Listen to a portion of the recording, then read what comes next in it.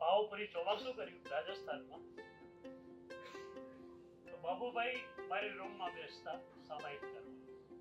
એમને સામાયિકનો નિયમ, બહાર જવાનું હોય તો પણ સામાયિક કરીને જ જવાનું.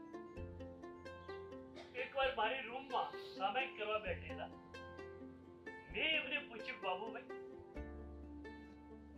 જૈન સંઘમાં શ્રીમંતોનો કોઈ તોટો નથી, પણ આટલી ઝડપથી પૈસા ખર્ચના બહુ ઓછા થઈ ગયા. તમે આટલી ઝડપથી પૈસા કેમ ખર્ચી શકો?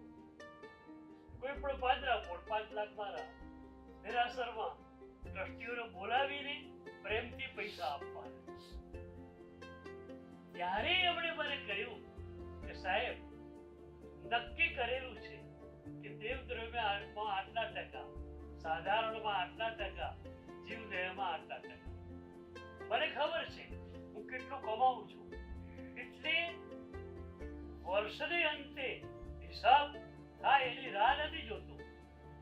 મને ખ્યાલ છે કે આટલા હું કમાવાનો છું, અને ટકા લેખે દેવદ્રવ્યમાં 2 કરોડ આવે છે, સાધારણમાં 1 કરોડ આવે છે, જીવદયામાં 1 કરોડ આવે છે. તો પહેલેથી વાપરી જ નાખો, કારણ કે મારા નથી.